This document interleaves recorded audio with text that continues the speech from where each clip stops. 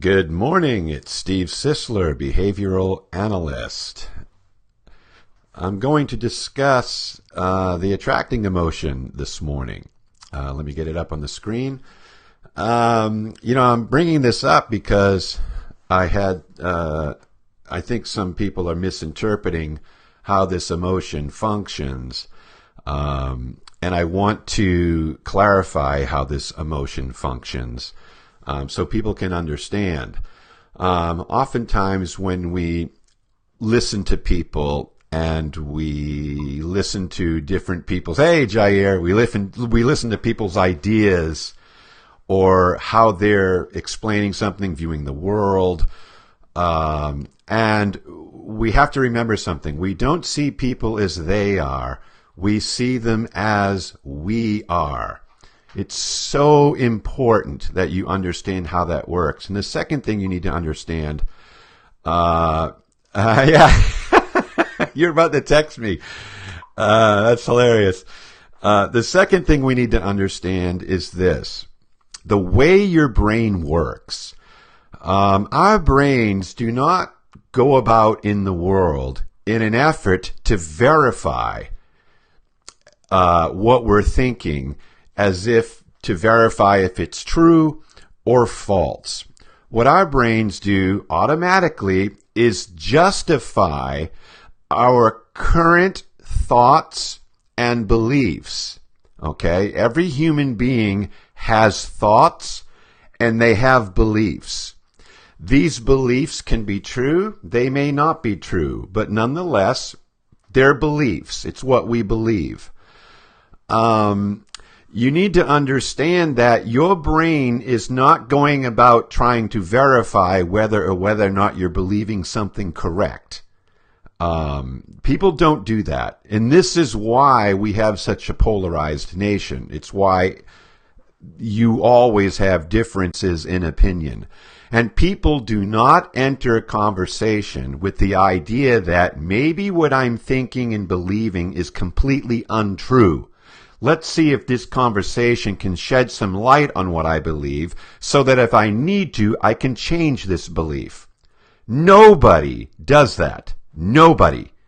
Okay? So you have to understand that people enter conversations with preconceived ideas and notions and beliefs that are not on the table. They're off the table. Okay? They have a belief that is completely off the table. It is not subject. It's not subject to verification. Okay? So I just want you to understand that. Hey, how are you? As we enter this, you need to understand that. Okay. Attracting, what does this mean? Well, I had posted a comment. I was commenting on something, and I was talking about behavior types, and I said people with high influencing visceral brain types see other people as commodities with a market value. Now, somebody reading this took great offense to it, and so because they saw that as a very negative thing. Now, let me explain why there's neither negative nor positive to something like this. We see other people through particular lenses, and we see people through one of four orientations. Okay, so what is an orientation? An orientation is this. Every single human being has a character base. Okay, their character is their current base self, and it's what their brain has learned to do in an effort to succeed and survive in the world. Okay, this is character, and your character is fluid. It is not in stone. Your character is fluid, and it changes as environments change. Okay? And this is because people are not in the habit of not fitting in. That is not what human beings do. They want to fit in particular contexts And this is what we call social context. It's in groups, it's groupthink, it's tribes, it's these types of things. Human beings are pack animals. Now, don't take offense at that. You're an animal, and you have a neocortex. That's what separates you from all the animals, including the lower animals, all right? So being called an animal is not a bad thing. What an animal is, it's a living creature that has a brain, a spine, or maybe not a spine. It's a living entity. And so we are living entities, and we have a neocortex, which is the front part known as the new brain, which causes us to be able to predict events. It causes us to be able to step out of ourselves and see ourselves in third person when we say things like, man, I got to stop doing this to myself. Like I have to stop doing this to myself, like the I and myself are two different entities, right? That's because we have a third brain. And so anyway, I don't want to get all into that, but I just need you to understand that the way we think as people, so we're not in the habit of not fitting in, we're in the habit of fitting in. And so when people say things that seems to not fit with the worldview that we're carrying, then by nature people are against what they don't understand. Okay, it's just the way it works. And so you need to understand that. So back to the primary orientations. There are four, and I'm gonna bring them up here for you. Okay, so these are the primary orientations. You need to understand that our energy system is the part of our brain that houses all the necessary energies for doing something in the world. If you want to borrow a pen, if you want to go to the store, if you want to ask somebody a question, if you need to have an important or maybe even a difficult conversation with somebody, you have to find available energy for doing all that. Let's say you need to call the Internal Revenue Service and fix something because they have your Social Security number wrong. Who's signing up for that? Not a lot of people. It's arduous. It takes a long time. You're on hold forever. So there are available energies for doing such a thing. Okay? And so depending upon your energy levels, you're either going to hate it, you're going to tolerate it, you're not going to mind it at all. There's different ways you're going to view a situation like that, and it's real important that you understand that. So we all have available energies, but there's only 4 energies available. Now, we have all 4, but we don't have all 4 in play, which means we are not relying on all 4. We're relying on some of the 4. Okay? So if dominance is an emotion that you're relying on for doing anything in the world, then, that's going to make things come out a certain way.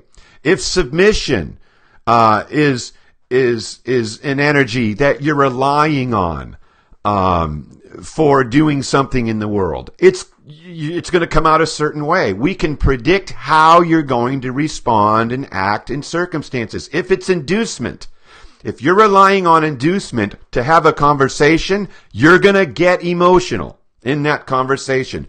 You're going to feel your chest tighten. You're going to be short of breath, especially if you're feeling attacked, if you're feeling like somebody doesn't like you, and all these things, because this is the most emotional out of all the styles.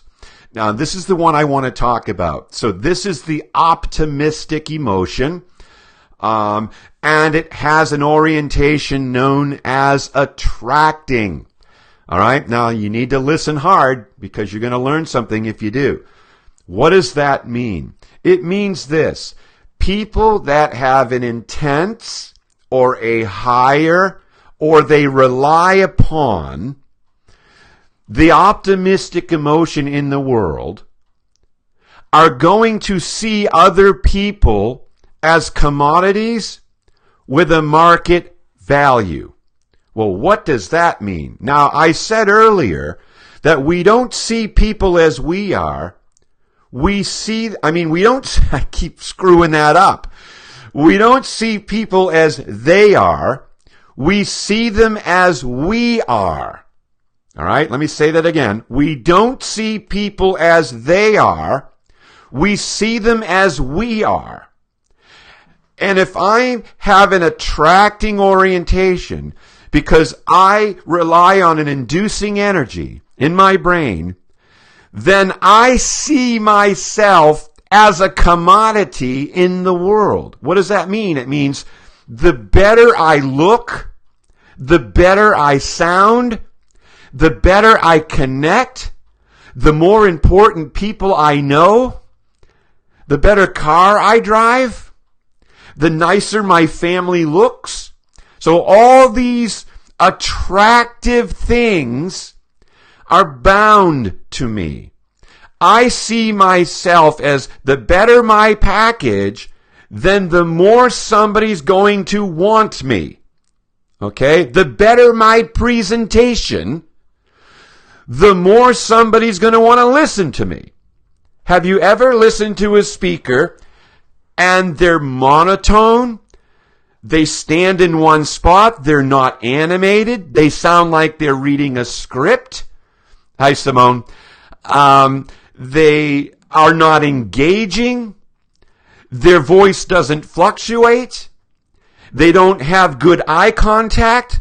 There's no bodily gestures. What happens? You will lose that crowd in less than 7 minutes. They'll be lost. They're gone. They're checked out because the brain loses its attention after 7 minutes. And if I'm looking at a statue, it's less than 7 minutes and I'm done with that. But what if the person is moving around? They're connecting with you limbically. This is known as limbic looping. They're connecting with you limbically. In other words, when you're watching them, you feel like you're the only person in the room. That's how you feel. You're the only person in the room. And they connect with you. This is why politicians, when they're, I know. I thought that in my head, Jair, when I said it, but, whatever. This is why politicians, when they're up on stage, they do this. Watch me now. They start pointing. Who are they pointing at? Nobody. They're just pointing. They're wanting people in the direction of that finger to feel like me. They're pointing at me. They're glad I'm here. This is why they do that. They point to people in the crowd during series of applause. When people are clapping, when they're coming on, you just watch them.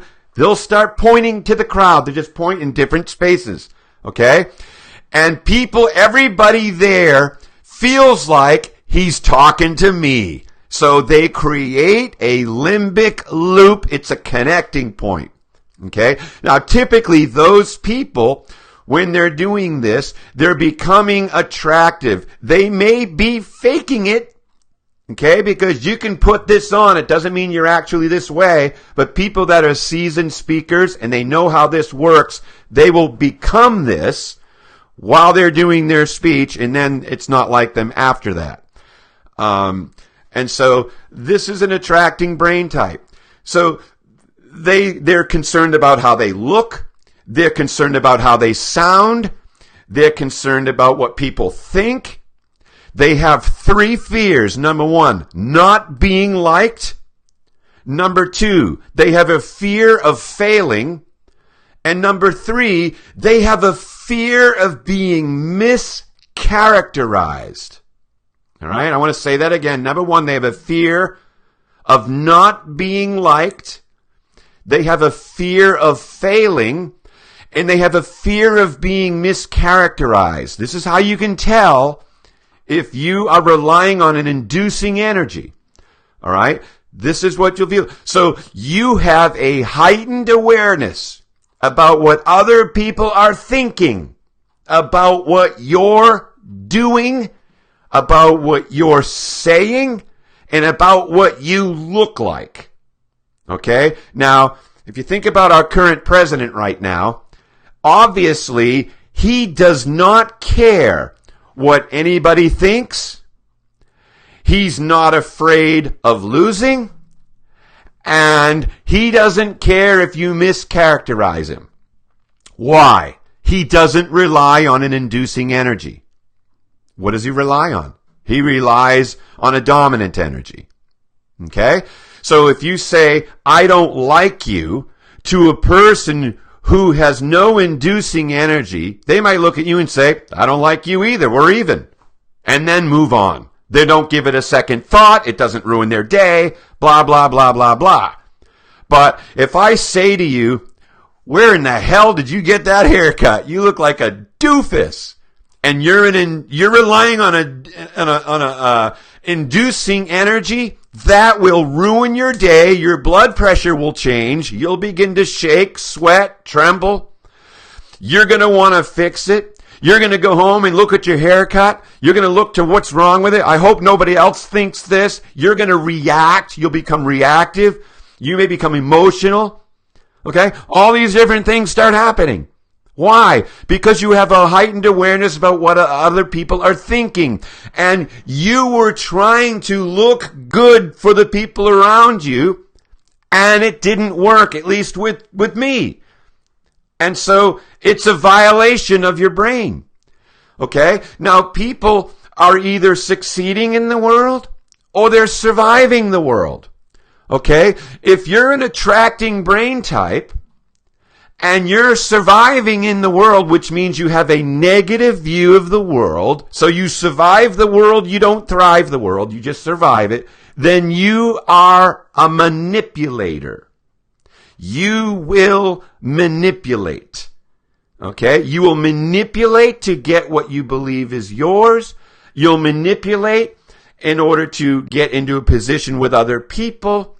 You will form all your relationships just so you could advance your position and your public standing in the world. You're in need of complete and total social recognition, all these different things, and you'll use manipulation or what's known as seducing in an effort to gain all those things. Well, what if you have a very positive view of the world? And you're succeeding in the world, you're succeeding through leadership. Okay? High inducing types with a positive view of the world are leaders. Okay? So very, very powerful. They tend to lead really well. And people like them. Hey, Mike, good to see you, buddy. People like them. Why? They make sure people are going to like them. Their brain, this is called the I triangle. So I meaning me. The I triangle has those three fears. Number one, not being liked. Number two, fear of failing. Number three, being mischaracterized. That's the I triangle. So people that have an inducing energy orient themselves in the world through an attractive orientation, which causes them to see people as they are, not as the people are. And how do they see themselves? The better I look, the better I sound, the better my presentation, the more value I have in the world. These are the people that tend to prepare for a talk. They get hurt feelings if somebody says something negative about something they've said. Why? Why? Because they believe it lessens their value in the world. If you tell Donald Trump he's a fool, it won't bother him. In his mind, his value isn't lessened in the world at all. It doesn't bother him. If you haven't noticed this, you need to notice it. It doesn't bother him. He doesn't give a rat's ass what you think. It doesn't bother him. He's not wandering around all day going, oh my God, I can't believe nobody likes me. Are you kidding me? All right? Remember George W. Bush? You bet your bottom dollar he's hoping people like him. You bet your bottom dollar, if you said something negative about him, it's going to hurt his feelings. You bet your bottom dollar he's going to be thinking about it, and he's going to want to fix it. Absolutely. Why? He's an inducer. Okay? I hope I'm not yelling. I feel like I'm yelling. Okay. These are very important things. We see people as we are. So if I have value because I sound good, I look good, and I know all the right people, I know all the right words, I know all the right topics, and I'm versed in the topics that I know, I'm excellent at what I do, all these different things, then I see other people the same way. So I see everybody as a commodity, just like I'm a commodity. They all have market value, just like I have market value. And therefore, I market myself to the world by playing the best part, by playing the lead role. Okay? This is how this works. And so people that have energies that they're relying on, that are in a specific modality, will have different results. Okay? It's just the way it is. Is this good or bad, right or wrong? How about this? Neither. It has nothing to do with good. It has nothing to do with bad. It's how we view the world, how we work in the world, how we do things in the world, how we see the people around us. What if I'm extremely dominant? I have an energy of anger that I rely on for moving forward and getting anything done in the world. What's going to happen? How am I going to act? How am I going to be? How am I going to see people around me? Okay? Well, this is known as a taking orientation. Well, what does that mean? It means individuals that have a high anger energy, all right? They have this high anger energy. They see everything of value as lying outside of their person, outside of themselves, out in the other. And if they want it, they believe they have to go subdue it and take it by force. Okay? These are known as takers. Well, if you're a responder, you're going to think that sounds terrible. That sounds bad, right? It has nothing to do with that. That's your problem. That's you viewing yourself and seeing me through that lens. Okay? We see everybody around us through our lens. And if it doesn't match up, guess what? There's something wrong with that other person. This is why I will never not be out of work, because everybody does this at work. Managers, owners, salespeople, distributors, whatever the case may be, nurses. They all have these things playing out in their lives. All right? Why do 98,000 people every year die in the hospital because the doctors make a mistake? Because submissive nurses aren't taking charge because they're low dominant. That's why. 98,000 people die unnecessarily in the hospital in America every year because a passive nurse is afraid to stand up to a dominant doctor. Yeah, exactly. So Jair's on here saying, I guess the person who got offended misinterpreted the word commodity as seeing people as objects rather than human beings. Absolutely. That's what happened. They misinterpreted it. They took it completely out of context because they don't understand how this works, and therefore, get bent out of shape. So I understand that, and I get that, and it makes sense to me, and I'm not offended at it, but I need to explain, okay? I need to explain how this works. So people that rely on the anger emotion, they have a dominating energy. They orient through taking. Here's a good example. I need a pen. You are holding a pen and you're not using the pen. What do takers do? They just kind of walk up to you. Hey man, I need that pen for a second. And before you can even say yes or no, their hand is on it. They're taking it. Okay? What do submissive people do? What do responsive people do? They look at me and say, excuse me, are you done with that yet? Could I borrow that? And what if I said, no, I'm using it?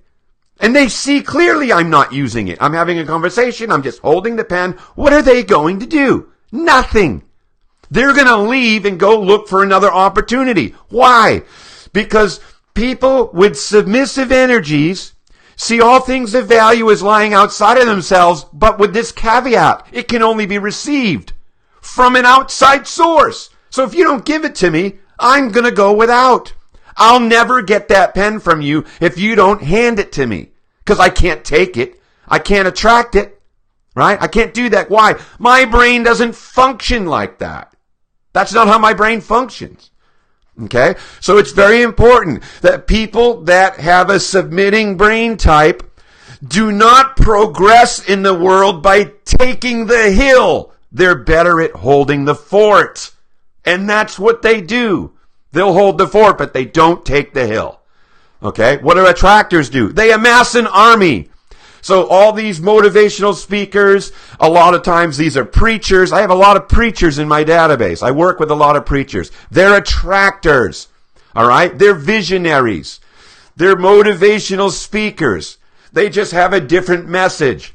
Okay? But it's all the same. It's the same brain. It's the same brain type. And it's the same thing. You know, you criticize something they said, they get butthurt. Period. Okay? They can tell you all day long, no, that didn't bother me. Are you kidding me? Nobody can be real these days. People just can't be real. They don't want to admit that their feelings are hurt. They don't want to admit that they need you to like them. If you don't, they feel bad. All right? People don't want to admit it. You got to get over all this stuff. If you want to be successful in the world, you got to understand how all this works and stop taking things so personally. So super important that you understand how all of this works. Well, that felt like a rant, but I wanted to get it off my chest. So I hope this helps. I'm just going to make this a 30-minute talk today.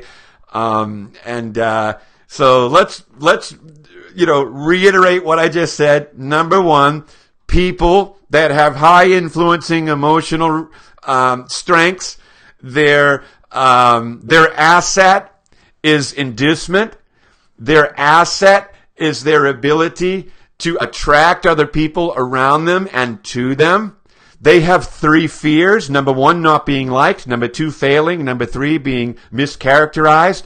They don't want to win in the world. All their energy is trying not to lose. Okay? And I'm right. Don't argue. I'm right. Okay? People that are inducive in their brains, they want to win not because they love winning. They want to win because they don't like failing. And it's even more powerful than wanting to win for winning's sake. That's coming from a narcissistic platform. That doesn't mean they're a narcissist, but it's in the same family. I'm a winner because I'm great at what I do, whereas I want to win because I feel too bad if I lose, right? It's a great motivator. There's nothing wrong with it, but you need to explain, you need to realize what it is. So that's the attracting type. That's the attracting mindset. That's the attracting orientation. That's how the brain works. So, if you have any questions, you can go ahead and put them down there in the comments. If this video is meaningful to you, please do me a favor and share it. That's how it's working these days in social media. You got to share the heck out of this stuff. So I really appreciate that. Jair, you want me to explain the preserving emotion? You didn't mention it that much. All right, I'll throw that one in. So the preserving brain type, here's how this brain type works. This is coming from a compliant energy, or what we would call the fear emotion. So the fear emotion has a heightened awareness of errors and mistakes. So they have a heightened awareness of what could go wrong in the world, whereas attractors have a heightened awareness of what could go right. That's why influencers are opportunists. Okay? But when you've got these fear-oriented brain types, they're not thinking of opportunity, they're thinking of reality. So these are the realists. All right? So if I ask a realist or a fear-oriented brain type, if they want to go to the beach with me this weekend, the first thing their brain is going to do is go into the past, not the future. Okay? They go into the past. Why? to check to see something. What? What happened last time I went to the beach? So I ask a fear-oriented, preserving brain, do you want to go to the beach this weekend? Their brain immediately goes, last time I went to the beach, it rained.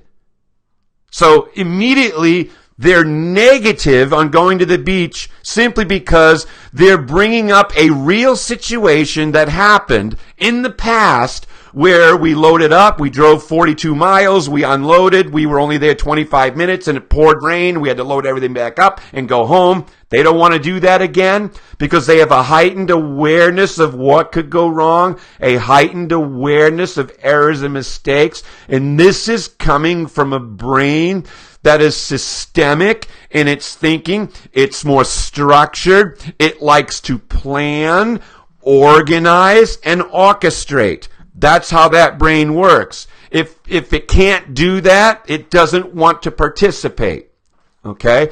So that fear emotion creates a preservation mentality. Now, because there's a heightened awareness of errors and mistakes and what could go wrong out of all the people types, these are the most prone to depression and the understanding of the cruel condition of the world. So when they look out into the world, they first see what's wrong with it. They don't see what could be an opportunity or what could go right. They have a heightened awareness of what could go wrong, and it's always front and center in their brain. So preservers are protectors, they're hoarders. They're emotional hoarders.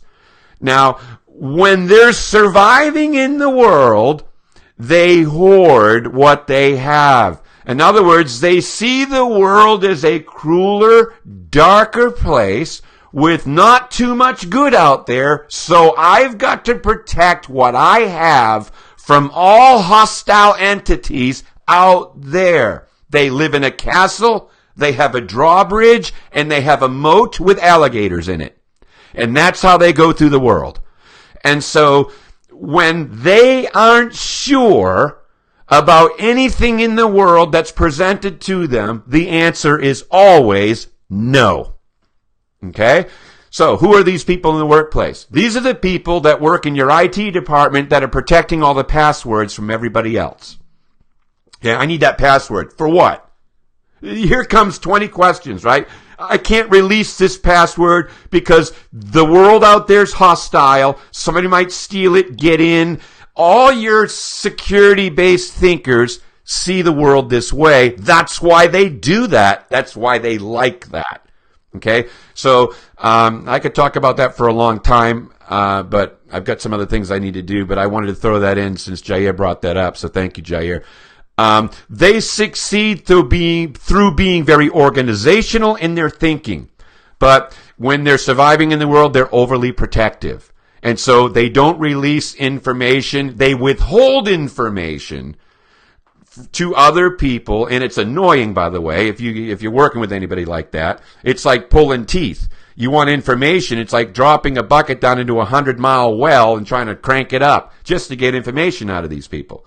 And it's usually because they have a negative view of the world and they're preservers. So they're preserving everything for themselves and hoarding it in and protecting it from the outside world. That's hostile in their brain. All right, so that's it. I see, and I'm very happy that Facebook is working for me here. I tried to run this software the other day and it wasn't working correctly. But thank God there was a new update this morning. I updated it and I thought I'd try it and boom, it's working. So, all right, remember to share this. I really appreciate that. If you want more information about all this, here you go. My book, The 4 People Types and What Drives Them. Are you mad, glad, sad, or scared? Super powerful. This book, so far, it's been out since, I don't know, maybe 2016, maybe. I'm not sure if it was 16 or 17, but anyway, still holding 5 stars. So really, really super thankful for that. People tell me in the book world that's hard to do. If you like it, please rate it for me on Amazon. You know, that really helps people. Listen, I'm a consultant. I'm not an author. I do write books, but not for a living. So it's great when they sell. It's great when they don't, in the fact that I'm already working. I'm not relying on book sales for my life, right?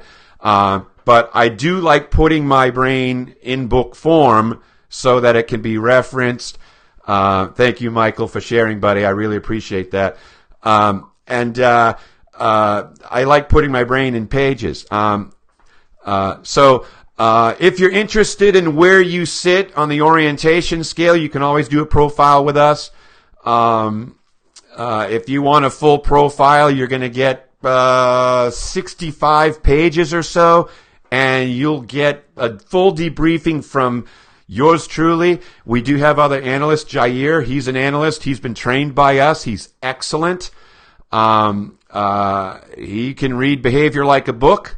So if you want to, go through that, get profiled, maybe you did it before, you want to update it. This makes a great Christmas gift. I don't know why I'm advertising right now, but I might as well. This makes a great Christmas gift. I have people that they gift this to their children. They buy it for them for Christmas. They get a full hour on the phone with me. They get a 65-page report, and it's mind-blowing once they realize, oh my God, this is amazing. Now this makes sense to me. And so do my parents make sense to me now. So super powerful. Anyway, I hope you have a great day. I'll be traveling tomorrow to Tampa, Florida, where I'll be speaking about all this stuff, which I love to do, by the way. All female crowd, so this is going to be great, and they're all powerful business people, so going to be really fun. All right, have a great weekend, and we'll catch you next week. I might do one of these on the weekend, I don't know, but until then,